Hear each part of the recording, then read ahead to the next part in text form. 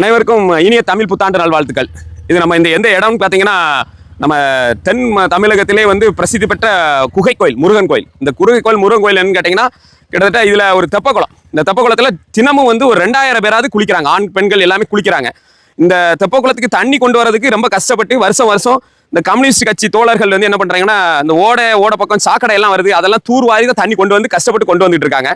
இந்த இடம் என்னன்னு கேட்டிங்கன்னா, ஒரு 2 வருடத்துக்கு முன்னால் இந்த செவரு இடிஞ்சு விழுந்துட்டு, இந்த இடிஞ்சு விழுந்ததை நாங்களும் பொதுமக்களும் சரி, பொது அமைப்புகளும் சரி, அரசியல் கட்சிகளும் சரி, அதே போல் கம்யூனிஸ்ட் எல்லாரும் சேர்ந்து அந்த அறநிலையத்துறையிட்ட மனு கொடுத்துருக்கோம். ஏன்னா இந்த மாதிரி இந்த செவரை இடிச்சு செவரை கட்டி கொடுங்க, நிறைய எல்லாரும் குளிக்கிறாங்க, தண்ணி அப்படி கட்டி கிடக்கும், நல்லது அப்படின்னு சொல்லி.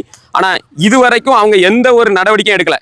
நிறைய அதிகாரிகள் நிறைய பேர் பார்த்தாங்க, பார்த்து அடுத்த மாதம் கட்டிடலாம், அடுத்த வாரம் கட்டிடலாம் அப்படின்னு சொல்லி போய் கிட்டத்தட்ட ஒரு 2-3 வருஷம் மேலே ஆகுது. அதை அடுத்த மாதம் பார்த்தீங்கன்னா தண்ணி இப்போ வத்திட்டே வருது.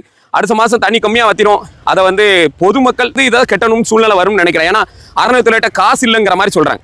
ஏன்னா வருமானம் இல்லை, அதனால எங்களால் கட்ட முடியாதுங்கிற ஒரு சூழ்நிலையை சொல்கிறாங்க. ஏன்னா அவ்வளோ சொத்து இருக்குது அறநிலையத்துறைக்கு, அதே போல் வருமானம் இல்லைங்கிறாங்க. கடந்த ஒரு 10 வருடத்துக்கு முன்பால் பொதுமக்கள் சார்பாக தான் இந்த குளத்தை நாங்கள் தூர்வாரி கிட்டத்தட்ட ஒரு 10 லட்ச ரூபா செலவு பண்ணி பொதுமக்கள் வெளியூர் பொதுமக்கள் முருக பக்தர்கள் சேர்ந்து தூர்வாரி பண்ணோம்.